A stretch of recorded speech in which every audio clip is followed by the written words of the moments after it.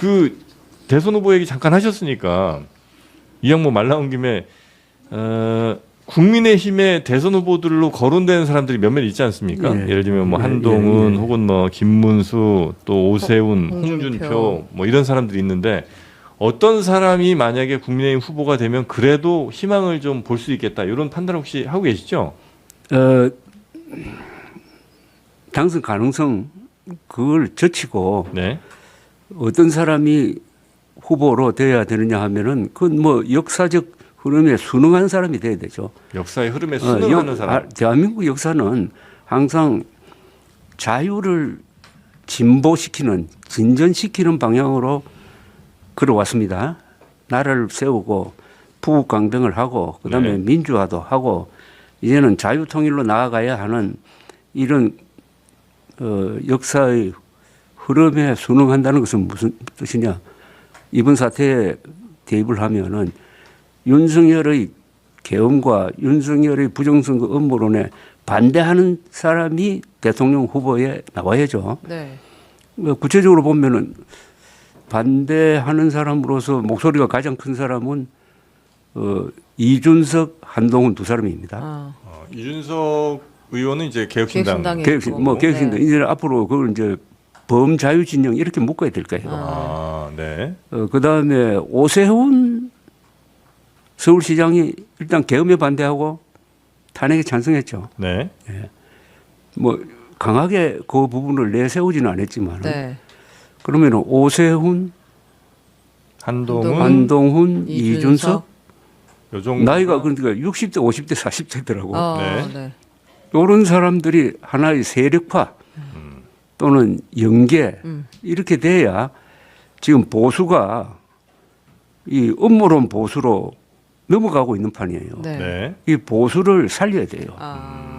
그렇게 해야 지금 잠자고 있는 아니 잠자코 있는 이래서는 안 되는데 하는 합리적 보수가 아주 근제하고 있다고. 그런데 이 사람들은 좀 성격이 얌전해가지고 네. 거리로 나오지도 안 하고 투표만 합니까? 말도 별로 많이 안 해. 너무 샤이 보수. 그런데 이 사람들은 또 중도하고 친해. 그죠?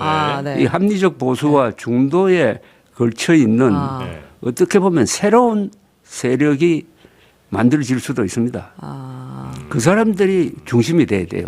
지금까지는 보수가 나라의 중심이 돼야 된다는 이야기를 당당하게 해왔습니다. 네. 그럴 수밖에 없는 게 보수가 역사와 전통을 존중하고 산업화도 하고 민주화도 한 우리 한국 역사의 주류 세력이었거든요. 그러나 이번에 윤석열 때문에 네. 보수가 나라의 주인이란 말을 할 수 없게 되어버렸어. 그 대신에 중도가 아직도 중심을 잡고 있더라고. 여론조사에 보면은 네. 중도가 그래도 계엄은 안 된다. 음모론에 안 넘어가는 그런 세력이 있잖아요. 네. 이런 중도와 합리적 보수가 합쳐버리면은 네. 한 50% 될 것 같아요. 50%. 유승민 이걸 저는 이 용어를 하나 용어- 바이털 센터라고 하고 싶어요. 예? 뭐, 바이털 센터. 바이털 센터? 바이트 살아있는 센터요. 바이털. 살아있는 중간 세력입니다. 예. 그러니까 바이털이란 말이 중요한데 네. 이게 가만히 있으면 안 돼요. 생동하는. 그러니까 바이탈? 움직여야 돼. 그런 바이털 센터를 만들 수 있는 네. 기회이기도 합니다. 이게 위기이기도 하지만 기회이기도 하다고. 네네. 그래서 그러면 앞에 정치적으로 앞장서야 되는 사람이 있어요. 네. 지금은 한동훈, 이준석 네. 두 사람이에요? 두 사람이라고 생각하는데 왜요? 지금까지 그런 중도 바이털 센터. 아니 이준석 의원이야말로 음모론과 제일 열심히 싸운 사람 아닙니까? 또 제일 효과적으로 싸우는 사람 아닙니까? 네. 그러니까 음모론자들이 제일 미워하는 게 이준석 대표였잖아요. 그래서 이준석 대표를 몰아내는데도 일정한 역할을 하고 이준석이란 방화벽이 싹 사라지니까 음모론하고 국민의힘이 잠식됐다. 음모론하고 거군요. 윤석열 대통령이 막 연결이 돼가지고 오늘날 비극을 가져온 거 아닙니까? 네. 유승민 전 의원 같은 경우는 어떻습니까? 그분도 뭐 그런 편에 속하는데, 그렇죠. 자, 이분은 이 박근혜 탄핵 때, 네. 아직도 네. 그게 너무 오래가네요. 너무 오래가는 것 같아요. 아. 저는 박근혜 탄핵은 네. 그것은 맞지 않는 선택이었다고 생각해요. 아니 근데 그러면 지금 오세훈, 한동훈, 이준석 셋이 근데 전혀 힘을 합치게는 안 생겼잖아요. 지금. 그건 모르겠죠. 앞으로 경선 과정, 당내 네. 경선이 있을 거 아닙니까? 당선 예. 경선 과정에서 결선 투표에 갈 경우에 네. 합쳐질 수 있죠. 합쳐질 수도 있다. 그렇죠. 아, 예를 들면 그런데 이준석 네. 의원은 아마 대통령으로 출마하면 끝까지 갈 것 같아요. 네, 끝까지 간다고 계속 얘기를 하고 있기 때문에 음. 뭐 단일화하지 않고 끝까지 본인의 비중이 어느 정도인지를 확인해보는 그렇죠. 선거로 쓸 수도 있을 것 그렇죠. 같은데. 그건 나름대로 의미가 있습니다. 근데 그렇게 가고 그다음에 예를 들어 뭐 한동훈 후보가 된다 치더라도 이제 김문수 장관 같은 경우는 굉장히 부정선거라든지 뭐 네. 이쪽으로 이제 많이 경도가 돼 있잖아요. 현재 그래서 여론조사하게 되면 당내에서 뭐 1위가 지금 나오기도 1등입니다. 그냥 오늘 하면 경선하면 김문수 후보가 되는 거잖아요. 그렇게 되니까. 당내 경선에서 네. 예. 그렇게 경선 룰을 어떻게 정하느냐지. 룰은 지금 보니까 5대5. 5대5 네. 그리고 그다음에 결선 투표가 남아 있으니까. 를 할지 예. 말지. 예, 그건 뭐 예측 불허라고 근데 생각합니다. 김문수 만약에 후보가 된다. 당의 후보가 된다. 예. 그럼 당의 미래도 없고 당선도 없다. 이렇게 보세요. 그렇게 될 경우에 선거판이 어떤 주제가 되느냐 네. 하면은 이게 윤석열 계엄을 단죄하는 선거 그리고 음모론을 단죄하는 선거판으로 바뀔 거 아닙니까? 그러면 필패다. 그 결과는 뭐 뻔하다. 누구나 제일 중요한 게 중도가 뭐 뻔한 선택을 할 거 아닙니까? 그러니까 한동훈 예를 들어 후보가 된다고 치더라도 당신 윤석열 밑에서 그 검사밥 뭐 20년 먹은 사람 아니냐. 그리고 검사 대통령 하나 뽑았다가 이렇게 나라 망했는데 다시는 또 검사는 검사 안 대통령 뽑는다. 뽑으란 얘기냐. 당신 무슨 정치적으로 뭐 국회의원 한 번을 하기로 했냐. 어디 지자체에서 뭐 단체장을 했냐. 이렇게 이제 할 거 아닙니까? 있죠. 그런데 저도 뭐 제가 제일 아마 강력하게 정치 검사는 종북 세력만큼 문제다. 정치 검사가 정치하는 거는 난 반대다 하고 했는데 네. 이분이 작년 12월 3일 날 예. 역사적인 순간에서 역사가 부여하는 사명을 수행한 거예요. 계엄 해제 투표에 그렇죠. 본인은 아니 아니지만 그 순간에 네. 계엄 선포 20분 뒤에 최초로 메시지를 냈잖아요. 잘못됐다. 저도 그 장면을 텔레비전을 통해서 보고 있었는데 아니 계엄 선포 한다고 했을 때 저의 첫 반응은 이거 가짜 뉴스겠지라고 했거든요. 저도 비슷한 비슷. 네. 네. 그런데 그 다음에는 이게 뭐지 하는데 딱 자막에 떴습니다. 한동훈 계엄 선포는 잘못 네. 국민과 함께 맞겠다. 네. 그 다음 메시지가 군경은 불법한 명령에 부여가지 마라 이렇게 나왔잖아요. 네. 딱 그걸 보고 난 끝났다고 봤어요. 아, 오늘 다음 밤으로 이거 한동훈이다. 해제될 거라고 봤거든요. 해제된다. 그건 아주 역사적 역할을 한 겁니다. 그래서 난 그걸로 해가지고 정치검사 한동훈 전 대표의 경우에 정치검사니까 안 된다는 말을 이제 안 하기로 했어요. 정치 검사도 기회 한 번 더 주자. 그러니까 이거. 한- 바로 한동훈 그 순간에 완전히 사람. 과거의 문제를 거네. 덮었죠. 그게 그렇게 중요한 순간이요. 중요하죠. 아니 중요할 수밖에 없지. 근데 그때 그렇게 따지면은- 여당 대표가 그렇게 하기 힘든 거 아닙니까? 여당 대표이기 때문에 네. 더 가치가 있다고 그때 보시는 예컨대 권영세 지금 대표는 관클럽 토론에서 이렇게 이야기했잖아요. 자기는 한동훈 다시 돌아갔어. 대표의 그 결단이 너무 일렀다고 네, 봤다. 선거 뺐다. 그렇게 하면서 또 계엄은 잘못됐다고 이야기했잖아요. 네. 그건 무슨 이야기입니까? 그렇죠. 그 무슨 이야기일까요? 그러니까 그것은 한동훈 대표가 아주 신속하게 네. 역사적 타이밍을 놓치지 않고 결단을 해가지고 국민의힘을 살린 거죠.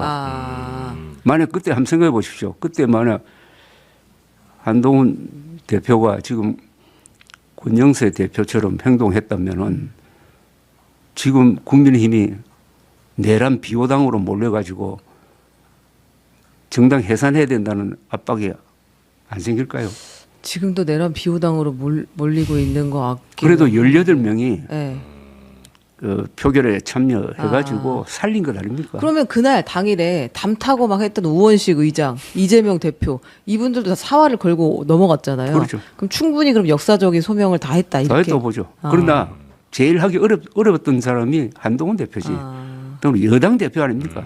그리고 나중에 밝혀진 사실이지만은 그 체포 명단에 들어 있었잖아요. 그리고 가장 신속하게 했잖아요. 신속하게. 이럴 때는 제일 빠른 사람이 네. 공을 차지하는 법인데 뭐 그렇군요. 이번 조기 대선이 만약에 열리게 되면 국민의힘이 어떤 역할을 할 게 있어요? 아니면 그냥 이번 대선은 어쩔 수 없이 민주당의 대통령이 되는 것은 뭐 어쩔 수 없는 일이고 국민의힘은 그냥 반성이나 잘 하면서 어쨌든 큰 정당 중에 하나니까 그냥 대선에 그냥 임하는 정도의 의미를 두면 됩니까? 예컨대 어떤 후보가 나와가지고 윤석열과 결별해야 된다. 윤석열의 한 두 개의 범죄는 용서할 수 없다. 즉 계엄선포와 음모론 퍼뜨린 거. 그러나 동시에 윤석열과 함께 공동 책임을 져야 할 사람이 이재명 대표다.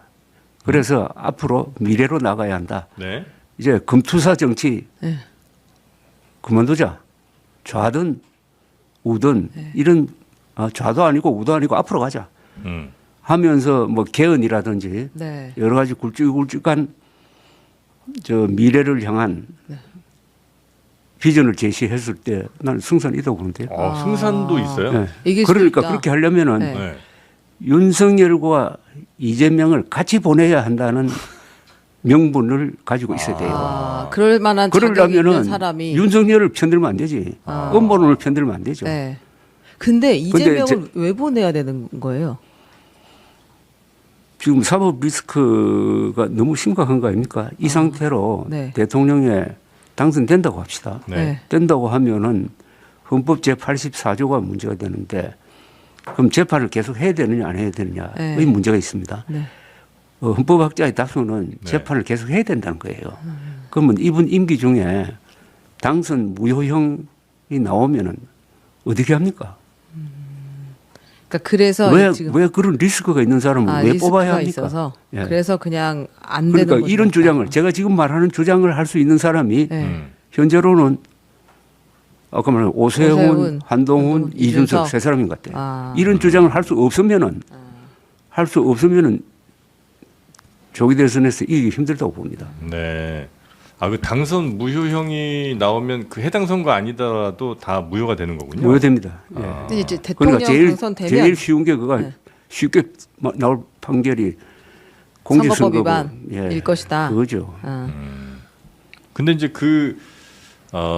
재판은 진행이 돼야 된다는 게 헌법 84조에 나온 내용들이에요. 헌법 84조에는 대통령 소추를 못하게 돼 소추하지 있어요. 않다. 예. 소추 재판을 못하게 돼 있는 게 아니라 네. 소추를 못한다. 현직 대통령은 이미 진행 중인 재판은 진행된다고 보는 게 학자들의 다수설입니다. 그러니까 2심까지는 진행되더라도 3심은 새로운 재판이 열리는 거잖아요. 그건 뭐 대법원에 가면은 예. 그것도 3개월 안에 판결이 나오도록 하나의 지침이 있습니다. 네.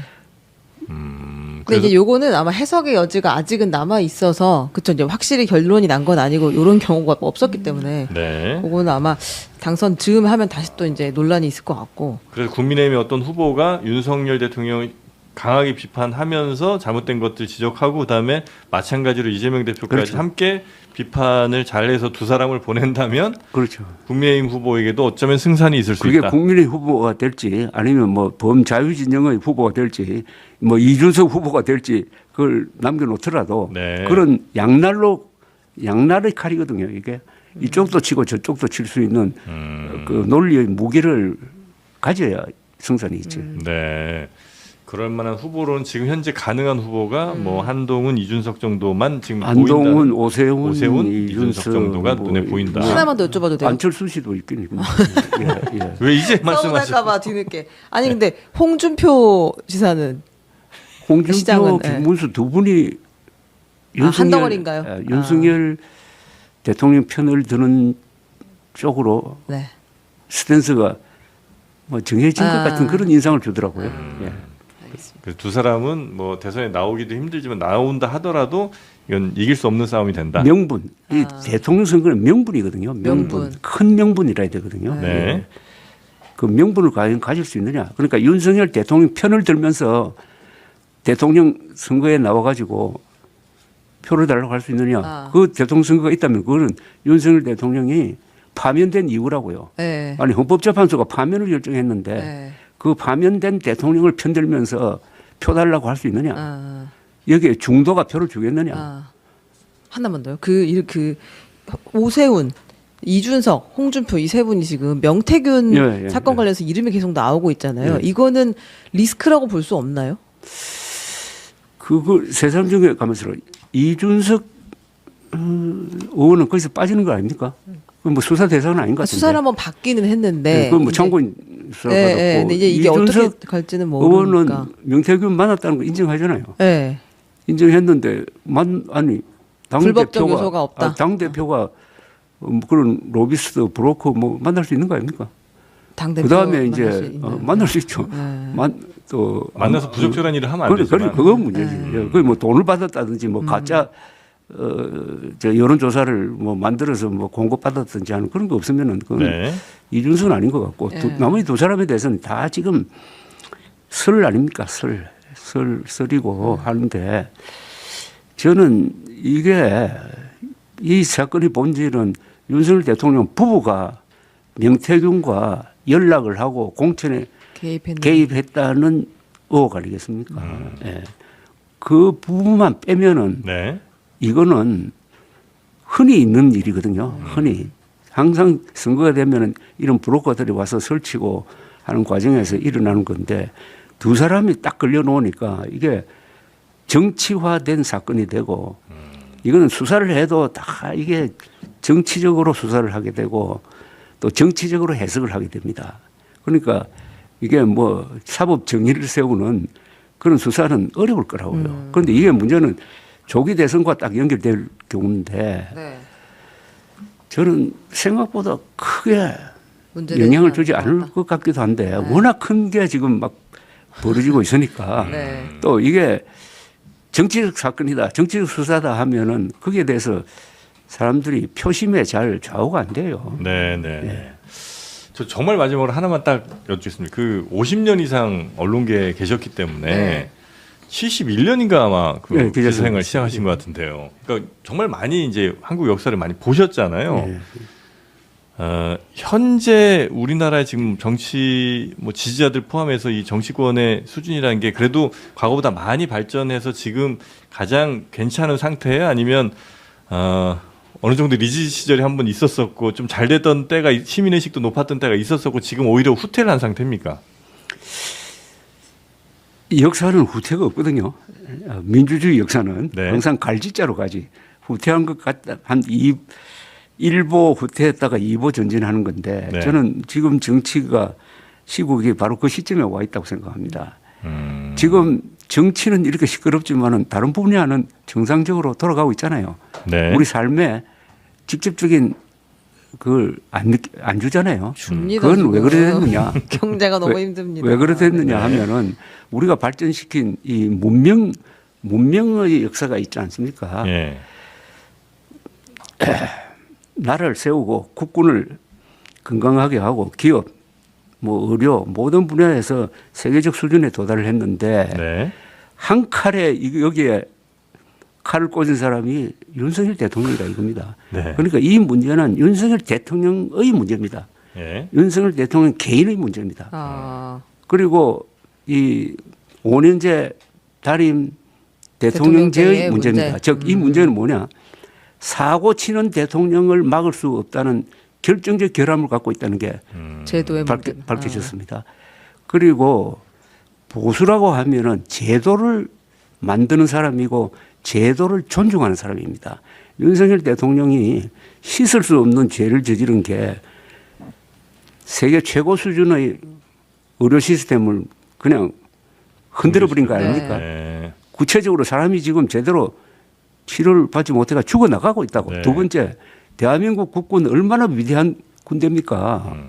건국의 초석이었고 호국의 감성, 민주화의 울타리, 근대화의 기관차 역할을 한 이 군대를 당나라 군대로 만들었잖아요. 네. 이거는 제도를 파괴한 겁니다. 제도를 네. 파괴하고 그다음에 설사 윤석열 대통령이 기각돼 가지고 현직으로 돌아온다고 한들 군 장교단이 윤석열 대통령 명령을 따르겠습니까? 명령 따랐다가 지금 감옥에 가 있는 걸 보면서 네. 그만큼 국군이 저는 윤석열 대통령이 국군을 당나라 군대처럼 보이게 만든 거 이것은 앞으로 우리가 국군 전체를 보호를 해야 됩니다. 네. 전쟁 때는 국군이 국민을 보호합니다. 네. 그러나 평화 시에는 국민이 국군을 보호해야 됩니다. 우리가요? 아, 그렇죠. 평화 시에는 네, 계엄에 너무 동원돼 있어서 군이 그것은 어디까지 지금 그러나 지금 자꾸 네. 그 사령관들 뭐 이런 이야기 하는데 네. 저는 쭉 보니까 사령관들도 다 양심을 지키려고 노력한 사람들이 많잖아요. 그런 사람도 윤석열 있지만 대통령이 아닌 지시하는 대로 안 사람도 했잖아요. 안 아닌 사람도 하고 있고, 예. 특히 그 영광급 네. 장교들의 선택이 잘 된 거예요. 이번에 윤석열 대통령식으로 명령대로 국회의원들을 끌어내지 않았던 것은 바로 영광급 그 실병력을 지휘하는 영광급 장교들이 안 했잖아요. 그건 정의로운 항명입니다. 네. 그런 걸 생각하면은 우리 군대 전체를 네. 뭐 당나라 군대라든지 뭐 조조 군대라든지 이런 식으로 도매급으로 멸시하면 안 매도하지 된다 말고 이거죠. 다시 국군을 재건할 지켜내야 수 됩니다. 있도록 국군을. 해라 예. 이런 말씀이시군요. 네. 알겠습니다. 바쁜데 국군까지 지켜야 되고 진짜 나도 이 모든 잘못은 보수 세력의 잘못이 아니라 윤석열이라는 개인이 맨정신이 아니다에서 시작된 그 사람 문제라는 책임질 게 거죠. 90%고 아. 그다음에 이제 편도는 국민의힘 의원들. 국민의힘이고 윤석열에 의해서 선동된 군중이죠. 군중. 그 사람들도 책임을 져야 돼요. 책임지는 걸 행동으로 보여줘야죠. 그래서 제가 윤석열 대통령이 마지막에 진실의 순간과 마주할 것 아닙니까? 네. 헌법재판소에서 한 번 최후 진술을 안 할까요? 하겠죠. 최후 진술을 할 때 네. 이야기해야죠. 두 가지 이야기해야죠. 계엄 잘못됐다. 잘못했다. 그리고 특히 부정선거 음모론 네. 뭐 이렇게 이야기할 수 없을까요? 나도 한때 믿었는데 네. 그 뒤에 곰곰이 생각해 보니까 그건 잘못되었다. 네. 그러니까 나를 믿고 부정선거 음모론 믿는 사람들 이제 좀 생각을 바꿔줬으면 좋겠다. 네, 정확히 반대로 말할 것 같아요. 이거는 뭐 머지 않아서니까 한번 지켜보시죠. 그러면 뭐 본인을 위해서 답은 없다고 봐야겠죠. 본인을 위해서 국민이 아니고 국힘당을 위해서 네. 불행한 일이죠. 알겠습니다. 제가 10년, 10여 년 전쯤에 대표님 뵌 적이 있어요, 한번. 예. 아마 기억 못 하시겠습니다만 그때 이제 인상적이었던 거는 항상 펜을 이 안주머니에 넣고 다니시면서 예. 제가 뭐 이렇게 여쭈고 뭐 할 때마다 지금 저 펜이군요. 네. 이거 연필입니다. 연필. 연필입니까? 네. 그 항상 꺼내시면서 이렇게 메모하셨던 그 기억이 좀 제가 있었는데 그래서 역시 오늘도 펜이 있으셨군요. 그래서 한 번도 안 나와서 펜이 아니 펜 안 쓰시나 했더니 펜은 여전히 쓰고 계셨습니다. 그렇지만 유튜버입니다 이제. 네, 유튜버. 근데 그래도 메모를 해도 네. 나중에 메모 안 봅니다. 다만 메모하면은 그게 머리에 입력이 되는 것 정리가 같아요. 되니까. 네. 알겠습니다. 홍장원의 메모는 어떻게? 네, 그건 다음에 네, 한 번 더 여쭙겠습니다. 그럼 메모 있잖아요. 네, 네, 메모 네. 있으면 그만이지 뭐. 알겠습니다. 그게 어떻게 만들어졌든지 뭐 메모 있고 체포자 명단 다 있는데. 네, 네. 그래서 너무 감사드립니다. 왜냐면 구독자 50만 명인 조갑제 TV에 조갑제 TV도 많이 봐달라고. 네. 그래서 여기까지 참 네. 구독자도 적어 저희한테 오셔가지고 자, 그럼 오늘 여기서 우리 대표님 보내드리도록 하고요. 우리 최윤경 기자님도 고생 많으셨고. 네. 자, 그럼 저희는 내일 오전 11시, 목요일 오전 11시에 다시 여러분 찾아뵈러 오겠습니다. 이번 시간에는 조갑제닷컴의 조갑제 대표 모시고 사실 우리 조갑제 대표님 같은 경우는 보수 언론인으로 이제 유명하시죠. 그런데 윤석열 대통령 매우 싫어합니다. 네. 매우 싫어하고 또 부정선거 의혹 이것도 엄청 싫어하시고 또 전광훈 뭐 전환기 이런 사람들도 아주 싫어하는 것 같고요. 제가 이제 몇 개 컨텐츠를 좀 봤는데 심지어 윤석열 하야를 지금 이제 네. 주장하신 그런 분이시라 어떤 말씀이신지 한번 여쭤보도록 하겠습니다. 어서 오십시오. 반갑습니다. 네, 대표님. 감사합니다. 이렇게 또 장시간 시간을 주셔가지고. 근데 네. 아까 윤석열 대통령을 싫어한다고 그러는데 예. 저는 시시비비를 가리는 사람입니다. 네. 잘한 건 잘했다고 하고 그런데 싫어하게 된 최근의 동기는 하나 있어요. 그것은 작년에 의과대학 정원 2,000명을 발표한 다음에 발생한 의료대란. 네. 의료대란 이후에는 윤석열 대통령에 대한 희망을 접었습니다. 한 2년 전부터도 컨텐츠 보니까 윤석열 대통령 안 된다고 막 많이 얘기하시는 것 2년 같은데. 전 아니고 1년 전. 1년 전이에요? 예. 가장 결정적인 계기가 의료 대란이었다. 그래서 그 의료대란이 네. 결국은 윤석열 대통령을 오늘 이 처지로 몰아넣은. 모은 결정적인 계기인데 아. 네. 성적표가 며칠 전에 나왔잖아요. 매년 2,000명 의사 늘리려고 했는데 전문의가 원래 배출이 2,000명이 줄었습니다. 2,700명을 배출하다가 네. 레지던트가 응시할 수 없으니까 하도 전공의들을 이탈해가지고 네. 500명 응시했어요. 하여튼 그 의료 전문의가 네. 2,000명이 줄었습니다. 심각하다 지금. 그분이니까 도저히 이건 용서가 안 된다. 초과 사망자라는 개념이 있어요. 네. 그러니까 초과 사망자. 제대로 네. 치료 못 받고 죽는 사람, 네. 억울하게 죽는 거지. 네. 1년에 한 6,000명으로 지금 추산됩니다. 이 이 6,000명의 죽음은 억울한 죽음은 윤석열 대통령 개인이 책임져야 됩니다. 알겠습니다. 그리고 총선 망쳤잖아요. 네. 그 이야기 하나하나 네. 잠시 여쭤보도록 하고요. 네. 우리 최은경 기자가 함께했습니다. 네, 안녕하십니까. 소개를 못했습니다. 네, 인사를 이제 마이크 조금 드리겠습니다. 당겨주시면 네, 감사하겠습니다. 네. 네.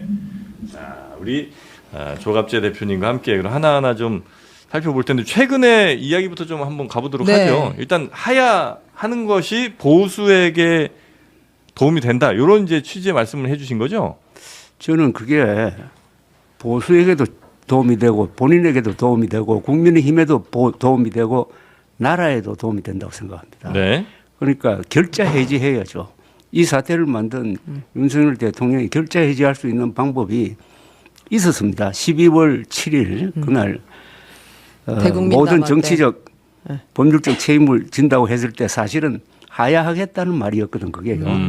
그때 그 타이밍 놓쳤는데 또 타이밍이 한번 왔다고 생각합니다. 네. 지금 윤석열 대통령 지지율이 높잖아요. 국민의힘 지지율도 높잖아요. 이럴 때 물러나면은 네. 오히려 우선 인기도 얻을 수 있고 네. 아니, 하야는 할 수 있어요? 저는 할 수 있다고 봅니다. 재판 중인데. 할 수 있다고 봐요. 그거는 지금 여러 법률적인 쟁점이 있는데 예. 거기는 국회법 따져봐도 본인이 정치적 결단으로서 하면은 네. 그걸 받아줘야 된다고 생각합니다. 그럼 하야의 전제는 내가 이걸 다 내려놓고 나면 그러니까 이제 탄핵 심판은 중단되는 것이고 그렇죠. 형사처벌도 중단되는 아닙니다. 형사처벌은 그냥 가는 거죠. 그러니까 정치적으로는 내려놓되 형사처벌은 내가 그렇죠. 형사처벌은 감내하겠다. 뭐 그거는 지금 진행 중이니까 네. 다만 그런 동정심이 좀 생긴다면은 불구속 재판 정도는 갈 수 있지 않을까 하는 생각이 그러게 듭니다. 이제 본인을 위해서도 그게 더 낫다는 그렇죠. 이제 얘기를 본인뿐만 해주시는 아니라 거. 그렇게 네. 해야 지금 보수가 갈라져 버렸잖아요. 네. 반윤, 친윤 또 부정선거 음모로 믿는 사람 네. 거기에 반대하는 사람으로 갈라져 있는데 그것도 네. 통합할 수 있고 또 잘하면은 조기 대선에서도 네.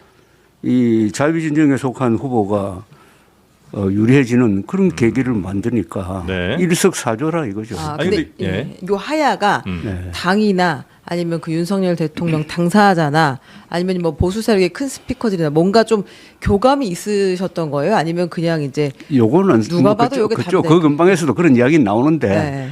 이거는 뭐 저 정치적 상상력이라고 생각하면 됩니다. 네. 아니 근데 그 하야라는 게 이제 분명히 큰 잘못을 저질렀기 때문에 이제 그런 그렇죠. 말씀들 하실 텐데 그 그렇죠. 큰 잘못을 국가공무원 특히 이제 우리나라에서 가장 큰 권력을 가진 국가공무원인 대통령이 그 큰 잘못을 했을 때 우리나라 사법 체계가 혹은 뭐 국민의 명령이 됐든 이런 걸로 이 사람을 파면을 시켜야 그 잘못한 행동에 대한 응당한 대가를 치르게 하는 것일 수도 있는데 그 파면을 시키는 것 마치 공무원이 무슨 잘못했을 때 이 사람을 파면시켜야 나중에 뭐 연금도 못 받게 하고 이제 그런 과정들이 있을 텐데 파면되기 전에 본인이 저 사표 낼게요 이러고 이제 그만두면 사실은 안 되는 거잖아요. 그 대통령도 마찬가지로 헌재 헌법재판소에서 파면이 돼야 국민으로서는 당연히 이 대통령에 대한 합당한 처벌을 하는 것일 텐데 그거를 그냥 본인이 도망가는 식으로 이렇게 가면 이거는 제대로 된 어떤 처벌이 아닌 건 아니지 않을까요? 그건 이제 하야 성명을 어떻게 내느냐에 따라 다르죠. 예. 제가 바라는 바는 자신의 책임을 인정해야 되죠. 예. 또 인정하겠다고 약속까지 했습니다. 음. 그렇게 되면은 윤석열 대통령에 대한 행정적 판단은 중지되는 거예요. 그러나 내란 혐의의 형사재판은 그건 계속되는 겁니다. 그러니까 네. 윤석열 대통령을 저는 단죄해야 된다고 생각해요. 단죄하는 게 두 트랙으로 가는데 네. 행정적 프로세스가 탄핵 재판인데 여기 네. 만약 자기가 하야한다고 그러면은 자기가 잘못했다는 걸 전제로 하는 거니까 그것은 뭐 굳이 그 뒤에 기각 또는 뭐 인용 결정할 필요 없이 그걸로 끝내고 나머지는 지금 내란 재판의 결과를 보면은 거기서 단죄 여부가 판단되니까 법률적인 저는 모순은 없다고 봅니다. 네. 충분히 그거는 법적 책임을 묻는 것으로 할 수 그렇죠. 있다. 법적 책임을 물어야지. 가능성이 근데 하야의 가능성이 있다고 생각하세요? 저는 합리적으로 생각하면 있다고 봐요. 왜냐? 합리적이라는 건 뭐냐면 저는 8대 0으로 파면될 인용될 가능성이 네. 매우 높다고 생각합니다. 네. 그런데 그걸 그냥 받아들이고 그럼 지금식으로 가서 8대 0으로 딱 인용이 됐을 때 처해질 윤석열 대통령의 운명은 뭐냐는 거죠. 그걸로 해가지고 보수 국민의힘이 존립할 근거를 상실한 거 아닙니까? 또 본인은 얼마나 비참하게 됩니까? 네. 예. 지금, 그러나 지금이 적기라고 보는 것은 상당한 인기가 있다는 거죠. 이때 요 타이밍을 놓치지 않고 네. 하야를 결단하면은 남는 게 있는 거죠. 또 역사적 판단이 아닙니까? 이거는 법률적인 것보다는 정치적인 것보다는 그 위에 있는 역사적 대한민국 역사에서 또 한 명의 파면된 대통령을 만들어내느냐. 또 그 명예는 죽을 때까지 벗을 수가 없습니다. 파면된 대통령으로서의 그 굴레는. 네. 네. 근데 지금 보니까 안 할 것 같아서 요거 정치적 상상력이라고 하셨으니까 네. 이 정도만 이제 여쭤보고. 다만 화두를 던져서 뭐 네. 여러 군데서 예. 이거 가지고 그렇죠. 서로 토론을 하더라고. 네, 난 네. 그게 좋다고 생각해요. 그 네. 이전에 윤 대통령의 판단들은 그러니까 합리적 판단을 한다면 하야라고 말씀하시니까 네, 맞습니다. 이전에 윤 대통령은 합리적인 판단을 해왔던 걸로 혹시 판단하세요? 윤석열 대통령의 반대말이 뭘까요? 반대말이요? 윤석열 대통령이 반대말이 있나요? 맨정신 아닙니까? 제정신은 아니라고 보시는 거예요? 저는 이분의 거의 모든 판단력에서 네. 정보 판단이 큰 실수를 거듭했습니다. 이 대통령에 있어서 제일 중요한 사람이 정보입니다. 정보 참모입니다. 네. 네. 그 정보 참모가 제일 중요한 기관이 국가정보원이에요. 네. 그리고 수많은 정보기관이 있지 않습니까? 그런데 어떻게 이렇게 거짓말에 현혹되느냐 이거죠. 부정선거 같은. 부정선거뿐만 아니잖아요. 그 앞에 이거 의료 정책도 잘못된 판단에 기초한 거 아닙니까? 한꺼번에 어떻게 2,000명을 늘립니까? 67%를 늘린 겁니다. 네. 입학 정원을. 네. 네. 네. 아니 어떤 회사에서 입사 인원을 67% 늘려버리면은 그 회사 제대로 돌아갈 수가 있습니까? 도대체 이 판단 기준이 어디냐는 겁니다. 과학적 근거가 있다. 뭐 OECD 자료 되었지만은 나중에 보니까 다 사실과 다릅니다. 네, 네, 네. 그 다음에 부산 엑스포. 네. 그 다음 또 있습니다. 네. 청와대에서 왜 나옵니까 도대체? 새록새록 생각이 네. 납니다. 네. 청와대에서 나오면서 침을 뱉었잖아요. 이곳은 제왕적 권력의 상징이다. 이건 한국 현대사에 대한 모독이죠.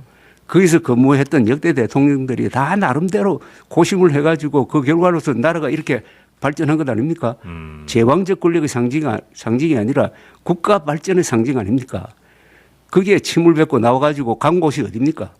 용산. 지금 용산 대통령실과 청와대를 한번 비교를 한번 해보라고요. 네. 어디서 근무해야 사람이 제대로 된 사고를 할 수 있을지 공간이 의식을 지배한다는 말을 윤석열 대통령이 했습니다. 네. 청와대라는 공간과 네. 지금 딱 구청장이 근무하면 알맞을 용산. 지금 대통령실을 한번 비교를 해보시라고. 예.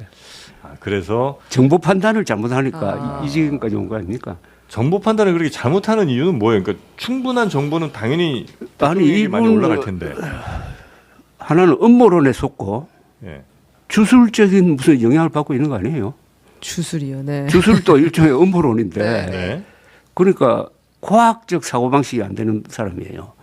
그리고 원래 그런 사고를 못하는 사람이 그런 거 거예요? 성향 그분의 성격 때문에 그렇다 봅니다. 아. 이분의 성격, 그 살아온 성격, 그 특히 특수부 검사로서의 네. 아주 특수부 검사의 단점입니다. 그 장점도 있죠. 단점으로서의 안하무인적 태도, 예? 별건 수사, 그리고 유튜브를 극단적 유튜브를 너무 많이 보다가 알고리즘의 포로가 된 거. 아. 그 다음에 언론이 알면서도 안 쓰는 그 음주 습승. 네. 이게 세 개가 합쳐진 거 아닙니까? 이게 만약에 그런 사람이라고 판단되면 사실은 대통령이 아니라 검찰총장도 하면 안 되고 서울중앙지검장 같은 경우도 하면 안 되는 거 아니에요?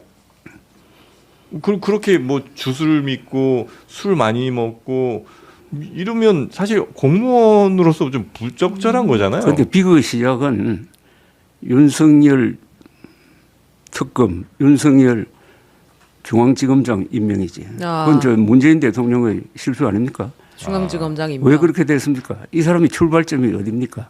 2023년 국정원 댓글 사건 수사를 용감하게 했다. 2003년. 2013년. 13년. 네. 네네네. 그래서 아주 사람이 충성 안 하는 사람으로 알려져 있었던 거 아닙니까? 그 원점이 된 국정원 댓글 수사 이게 자체가 무리한 수사입니다. 이거 들여다보면은 그런데 그게 박근혜 정부와 각을 세웠다 해가지고 좌파 진영에서 특히 민주당 진영에서 호감을 가지고 윤석열 대통령을 중용한 것 아닙니까? 그때는 진짜 거의 뭐 그때 영웅이었죠. 그러다가 조국 수사를 하면서부터 이제 보수의 호프가 된 거예요. 예.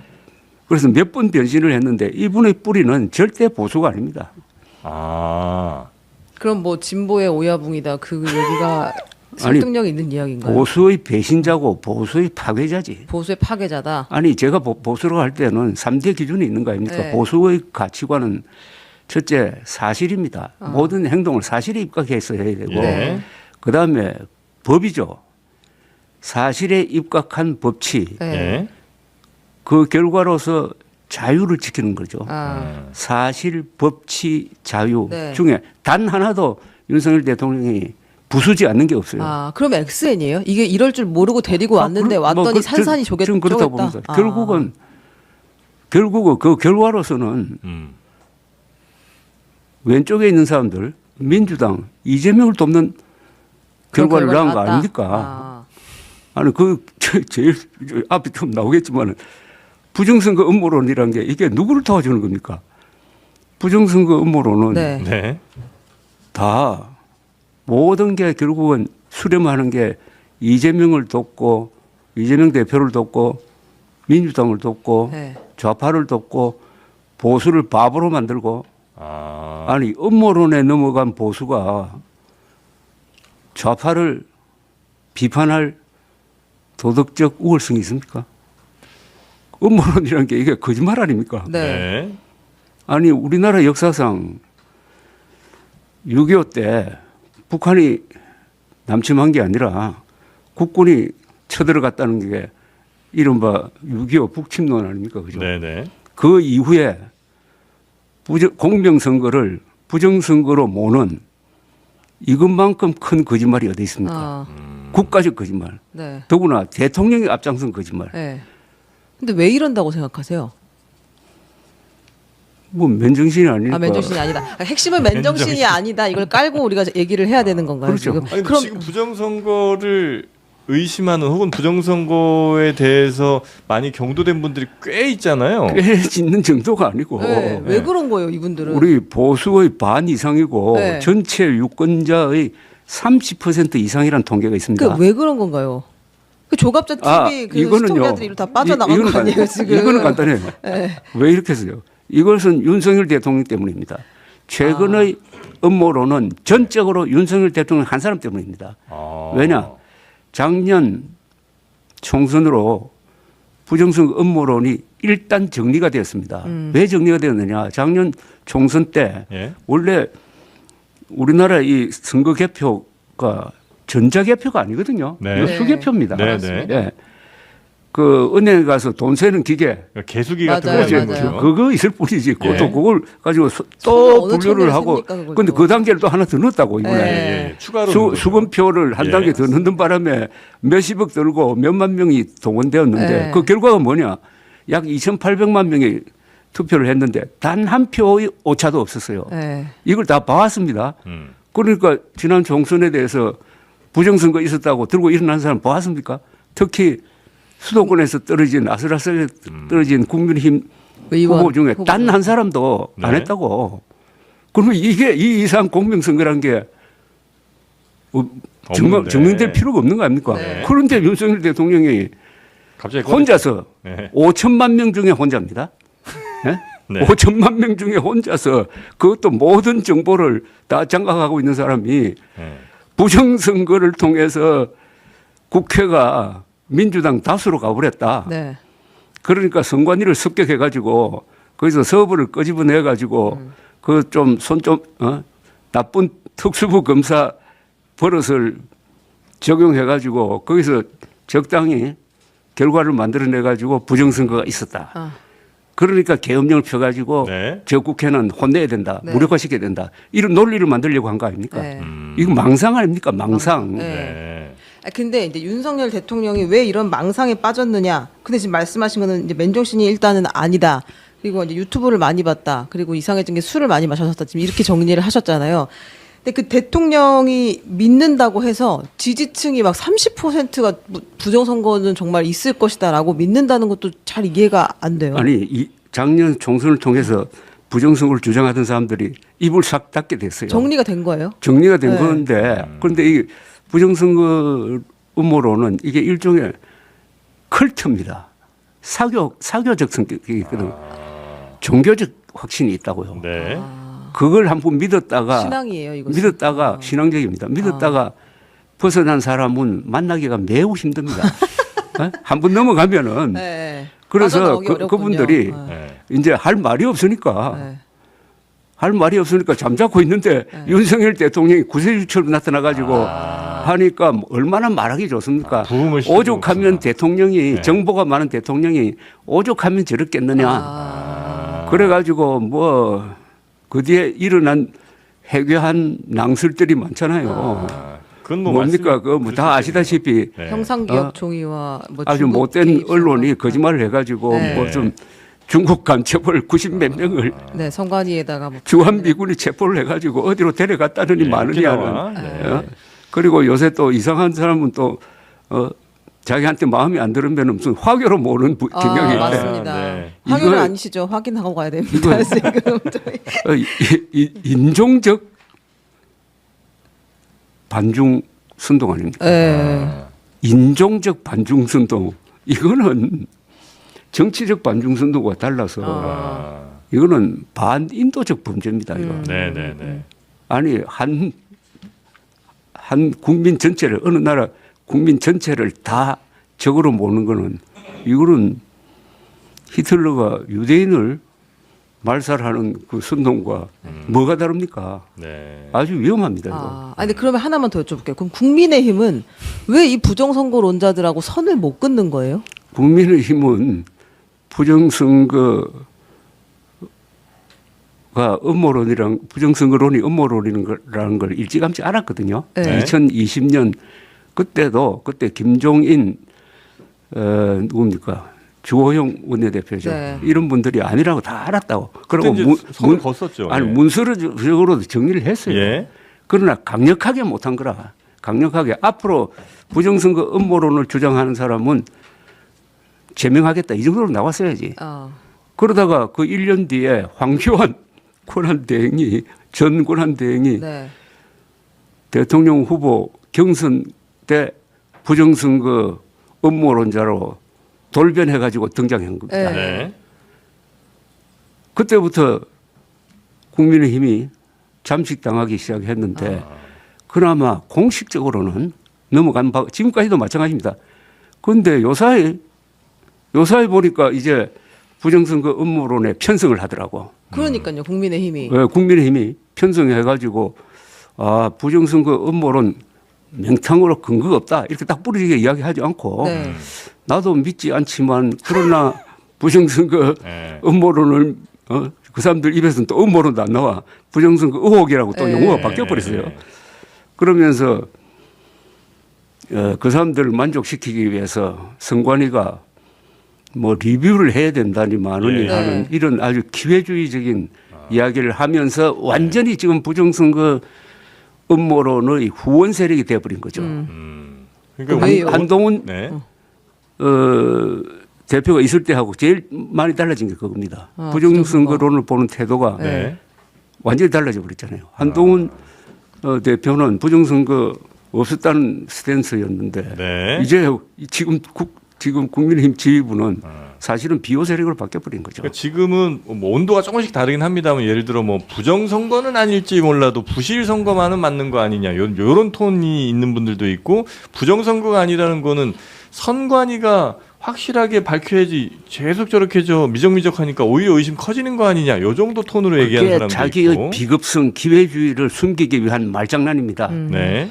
그 지식인이나 정치인이 그런 말장난을 했기 때문에 이런 황당무계한 음모론이 국민들을 오염시켜 가지고 정신적 전염병이거든요. 이거 여기에 한번 걸리면요 정상적인 생활을 못 해요. 이게 그렇게 무서운 병이에요? 그리고 조직을 파괴합니다. 네. 그러니까 코로나보다 훨씬 더 위험한 호암 마마 수준이군요. 정신적 지금 전염병이 창궐하고 있어요. 부정선거라는. 정신적 전염병이. 그 책임은 전적으로 네. 국민의힘이 져야 되고 네. 윤석열 대통령이 져야 됩니다. 그래요. 근데 국민의힘이 끊지 못하는 것은 그게 표가 된다고 생각하기 지금 그렇죠. 때문이에요. 지금 뭐 그게 워낙 많이 넘어갔으니까. 그러나 그렇게 한다고 해가지고 조기 선거가 있을 경우에 네. 이기겠습니까? 지금 부정선거 음모론을 정리하지 않고 조기 대선이 열리면 조기 대선판이 어떻게 되는지 아십니까? 이렇게 되는 거 아닙니까? 음모론과 맨정신의 대결 아닙니까? 네. 근데 너무 강해요 이 음모론이. 그러니까요. 결집되고 아주 응집되어 있는 30%가 있는 것 이게 같은데. 딱 미국에서 일어난 것 아닙니까? 네. 미국도 여론조사를 하면요. 네. 공화당은 부정선거로 트럼프가 졌다는 여론이 한 60% 됩니다. 미국 사람들이 한 30%가 그렇게 생각하고 거기 있다는 넘어가요. 거 아니에요? 네. 그러니까 이건 정치적 선동이 얼마나 무섭다는 걸 특히 요사이는 선동을 돕는 유튜브라는 게 생겼잖아요. 예. 하고 계시는 거 아닙니까 지금? 저도 유튜버잖아요 지금. 저는 맨정신 유튜브고. 맨정신 유튜버. 네. 근데 요거 하나 네. 좀 넘어가시죠. 아니 만약 요거 관련된 네, 부분이면 하나만 더 하시죠. 저도 하나만 좀 하겠습니다. 만약에 국민의힘이 지금 이 상황을 모르는 바가 아닐진데 이렇게 하는 건 어쨌든 뭐 지지율 그리고 이제 미국 사례를 봤잖아요. 정치 공학적 혹은 뭐 전략적으로 접근한다면 야 미국의 트럼프도 그렇게 해서 다시 돌아왔잖아. 부정선거 열심히 주장하고 음모론 열심히 얘기해서 사람들이 이게 이제 옳고 그름은 떠나서 선거에서 이기는 만약에 하나의 방법이 있다면 부정선거를 완전히 여기서 떨궈내고 부정선거 아니라고 얘기해서 맨정신 투표를 해봐야 어차피 우린 질 것 같다. 그럼 차라리 부정선거 이거 음모론이라도 좀 확산시켜서 보수표 확실하게 가져가고 그리고 추가로 더 이길 수 있는 방법을 논의를 해보자. 이런 생각을 할 수도 있잖아요. 지금 그렇게 생각하고 있는 것 같은데요. 그렇습니까? 그러니까 트럼프를 하나의 롤 모델로 생각하는 것 같아요. 그래, 저기 봐라 됐잖아 이렇게 생각하는 건가요? 네. 그런데 결정적인 차이가 있지. 트럼프 같은 사람이 지금 보수 진영이 없잖아요. 그렇게 타고 올 만한 후보가 없다. 이 지금 조기 대선 뭐 후보로 거론되고 있는 사람 중에 네. 대놓고 부정선거 음모론을 네. 또 편드는 사람도 없다고. 네. 그렇죠? 있습니까? 대놓고 하는 사람은 없죠. 없습니다. 네. 그런 빔이 안 생기는 거지. 정작 대선 국면이 가면 그렇죠. 그걸로 결집하기 힘들 아니 그걸 것이다. 주장하는 즉시 네. 선거에서 지는 거 아닙니까? 선거를 안 해야죠. 그렇게. 어떤 토론회 나가가지고 딱 못 물을 거 아닙니까? 부정선거 음모론 믿습니까? 했을 때 믿는다고 하면 그걸로 끝나는 거 아닙니까? 그러니까 네. 미국 모델은 안 통한다. 안 통한다는 거죠. 네. 하나만 더 여쭤볼게요. 저는 제일 궁금한 것이 이 극우 유튜버의 세계인데 사실은 정신적 지주로서 지금 전광훈 씨가 있고 최근에 떠오르는 전한길 씨가 있는 거잖아요. 이 사람들의 힘은 어디서 오는 거예요? 그는 반 이재명 정서에서 온다고 봅니다. 아, 반 민주당 정서. 미국도 마찬가지 아닙니까? 그러면 미국도 그동안 미국 민주당이 하는 정책, 네. 그걸 뭐 흔히 PC라고 그러잖아요. 예. 그거에 대해서 미국의 보수층, 특히 그 기독교 거부감이 사람들이 크죠. 마음속에 불만이 많았잖아요. 예. 그런데 언론이 계속 민주당 쪽, 리버럴 쪽 이야기를 퍼뜨리고 하니까 말도 못하고 쫙 잠자고 있다가 트럼프 같은 사람이 나와가지고 그걸 정면으로 도전하고 하니까 그쪽으로 쏠린 거하고 비슷한 현상이 벌어지고 있습니다. 그 토양이 네. 토양이 그동안에 우리나라에서 선동은 사실은 좌파가 많이 했잖아요. 광우병 선동, 광우병 선동, 네. 천안함 폭침이 네. 북한 소행이 아니라는 선동 등등 거기에 대한 반작용이 지금 일어나고 있다고 저는 그 현재는 봅니다. 반 이재명 현상으로 지금 전광훈 같은 사람이 힘을 받고 있다고 보시고 그 전에 이제 이재명 대표가 등장하기 전에도 있었잖아요. 이 전광훈 씨는 상당히 오래된 그 보수의 이렇게 심하지는 않았죠. 이 정도는 아니었다. 이렇게 심하지는 않았죠. 지금의 전광훈 혹은 뭐 전한길 강사 등의 사실 이제 동원력이 제가 하는 상당하잖아요. 전광훈 네. 목사는 작년까지는 부정선거 음모론과 거리를 두었던 사람입니다. 그래요? 네. 그럼 이제 올해 대통령의 이런 스탠스를 보고 이제 올해 새로운 현상. 부정선거까지 이제 더한 것이고요.